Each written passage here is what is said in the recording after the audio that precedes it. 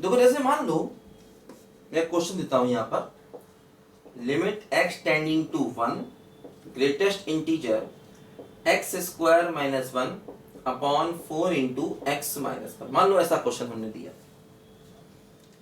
अब x को 1 रखो तो अंदर देखो क्या बनेगा, है ना। मान लो हम x की वैल्यू को 1 रख दें, ठीक है, फॉर एग्जाम्पल, है ना।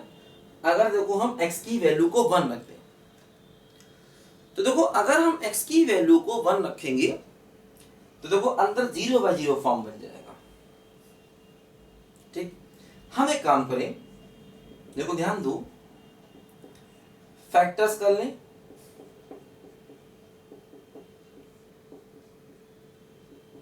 ठीक। तो क्या हुआ देखो, limit x tending to 1 x plus 1/4। देखो बताया मैंने, लिमिट में ऐसे फैक्टर काट सकते हैं, कोई समस्या नहीं है, क्योंकि फैक्टर काटने का मतलब x को 1 नहीं होना चाहिए, और लिमिट x को 1 डायरेक्ट नहीं देखता, वो 1 के आसपास देखता है हमेशा।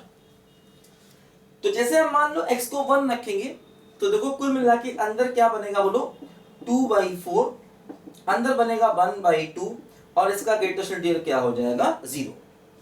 तो देखो अंदर क्या बना, अंदर देखो बना नॉन इंटीजर, देखो अंदर बना 1/2। 1/2 का मतलब क्या हो गया बोलो, ग्रेटेस्ट इंटीजर 0.5, और इसका रिजल्ट क्या आ गया, देखो अंदर नॉन इंटीजर बना। तो अगर अंदर नॉन इंटीजर बना तो आप ऐसा कर सकते हैं, कोई समस्या वाली बात नहीं है, ध्यान दो, है ना। लेकिन अगर अंदर इंटीजर बनता तो थोड़ा फूक कदम रखते। जैसे मान लो अगर हम ये सवाल करें, for example x tending to 1 greatest integer 2x plus 1/4, मान लो ऐसा सवाल है, 2x प्लस 1/3, मान लो ऐसा कर दें। अब जैसे ही आप x को 1 रखेंगे अंदर तो देखो क्या बनेगा, 3/3, 3/3, मतलब देखो अंदर 1 बना। अब अंदर 1 बना मतलब अंदर इंटीजर बना, तो इंटीजर पॉइंट पर ग्रेटेस्ट इंटीजर कंटिन्यूअस नहीं होता है, इसलिए ऐसा करना बिल्कुल गलत हो जाएगा, ध्यान दो, है ना। इंटीजर पॉइंट पर ग्रेटेस्ट इंटीजर कंटिन्यूअस नहीं होता है, इसलिए ऐसा करना गलत हो जाएगा। मतलब ये जो बाहर वाला, अब देखो ग्रेटेस्ट इंटीजर के एग्जांपल इसलिए ले रहे हैं क्योंकि ग्रेटेस्ट इंटीजर के ऐसे बहुत सारे सवाल आते रहते हैं हमारे सामने अक्सर, है ना। तो बाहर वाला फंक्शन उस पॉइंट पर कंटिन्यूअस होना चाहिए, और बाहर वाला फंक्शन क्या है बोलो, ग्रेटेस्ट इंटीजर। देखो जैसे यहां पर भी बाहर वाला फंक्शन क्या है, ग्रेटेस्ट इंटीजर, और अंदर जो वैल्यू आई वो क्या, 0.5। तो ग्रेटेस्ट इंटीजर 0.5 पर कंटिन्यूअस होगा क्योंकि 0.5 नॉन इंटीजर है ना।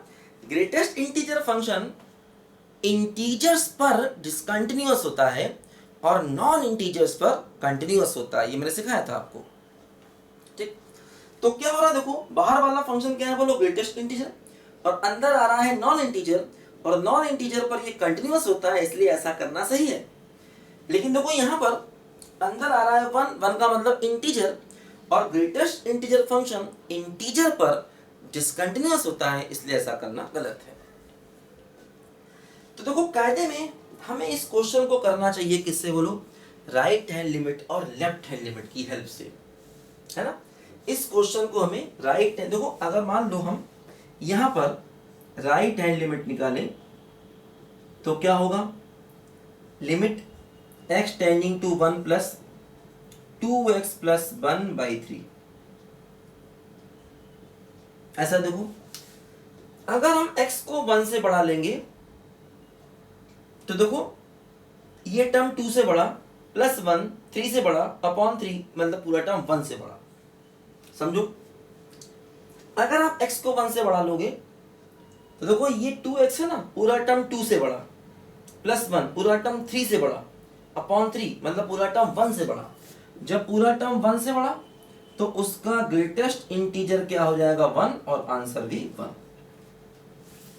लेकिन अगर मान लो हम लेफ्ट हैंड लिमिट लें तो x tending to 1 minus 2x plus 1/3, देखो ये हो जाएगा limit x tending to 1 minus, अब देखो क्या होगा, 1 से छोटा पूरा टर्म 2 से छोटा, प्लस 1 पूरा टर्म 3 से छोटा, अपॉन 3, तो पूरा टर्म 1 से छोटा। फिर समझो 1 से कम, x 1 से कम, x 1 से कम तो पूरा टर्म 2 से कम, प्लस 1 पूरा टर्म 3 से कम, पूरा टर्म 3 से कम, लेकिन अपॉन 3 है तो पूरा टर्म 1 से छोटा होगा, क्योंकि ऊपर वैल्यू 3 से कम है और नीचे वैल्यू 3 है। जैसे यहाँ पर देखो ऊपर वैल्यू 3 से ज्यादा थी और नीचे 3 था, तो इसलिए 1 से बड़ा होगा ग्रेटेस्ट इंटीजर 1। यहाँ पर ऊपर 3 से कम है, नीचे 3 है, तो मतलब पूरा टर्म 1 से कम, तो ग्रेटेस्ट इंटीजर 0 और आंसर 0। इसका मतलब देखो लिमिट एग्जिस्ट नहीं कर रही। लेकिन इसका मतलब ये नहीं है कि अगर अंदर इंटीजर बनेगा तो कभी लिमिट एग्जिस्ट नहीं करेगी, ऐसा नहीं है। हो सकता अंदर इंटीजर बने और फिर भी लिमिट एग्जिस्ट कर जाए। देखो जैसे मान लो अगर हम एक क्वेश्चन लें, देखो बड़ा अच्छा क्वेश्चन है, क्वेश्चन है देखो यहाँ पर limit x tending to 0 greatest integer sine square x, मान लो ऐसा है, ठीक। अगर हमने x को 0 रखा तो अंदर बनेगा 0 और आंसर आ जाएगा 0। तो हालांकि ऐसा करना गलत है, क्योंकि देखो अंदर बन रहा है इंटीजर। देखो यहां पर भी अंदर इंटीजर बन रहा था और लिमिट डज नॉट एग्जिस्ट था। अब देखो यहां पर भी अंदर इंटीजर बनना है लेकिन लिमिट एग्जिस्ट आएगा। तो मतलब अगर अंदर इंटीजर बन जाए तो ये मत कह देना कि लिमिट डज नॉट एग्जिस्ट, हो सकता है लिमिट एग्जिस्ट कर जाए। लेकिन हाँ, अगर अंदर नॉन इंटीजर बनता तो ये कन्फर्म है लिमिट हमेशा ही एग्जिस्ट करेगा। अगर अंदर नॉन इंटीजर बनता तो ये कन्फर्म है लिमिट हमेशा एग्जिस्ट करेगा। जैसे अभी हम लोगों ने केस देखे कुछ, ठीक। अब देखो इसे करना पड़ेगा, फिर वही क्या, राइट हैंड लिमिट निकालो, 0 plus greatest integer sine square. देखो अगर हम 0 के आगे जाएंगे तो साइन की वैल्यू पॉजिटिव, देखो जैसे साइन का ग्राफ होता है, अगर हम देखो 0 के आगे जाएंगे साइन पॉजिटिव तो उसका स्क्वायर भी पॉजिटिव, स्क्वायर पॉजिटिव, उसका ग्रेटेस्ट इंटीजर हो जाएगा 0, तो आंसर 0 हो जाएगा, ठीक।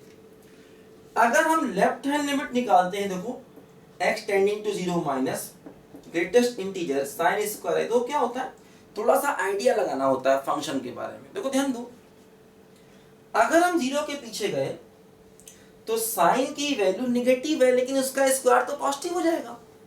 यहां पर देखो स्क्वायर है, अगर हम 0 के पीछे गए तो साइन निगेटिव लेकिन उसका स्क्वायर पॉजिटिव, और स्क्वायर पॉजिटिव तो उसका ग्रेटेस्ट इंटीजर हो जाएगा 0, तो आंसर 0। देखो दोनों ही लिमिट 0 है, इसका मतलब इस पूरे का आंसर 0 के बराबर हो जाएगा, ध्यान दो, है ना। तो मतलब अगर ग्रेटेस्ट इंटीजर में अंदर इंटीजर बन जाए तो हो सकता है लिमिट एग्जिस्ट कर जाए। देखो जैसे ये वाला केस है, तो हमेशा लेफ्ट हैंड लिमिट और राइट हैंड लिमिट को देख लेना चाहिए। करो से बच्चे ध्यान से इसको।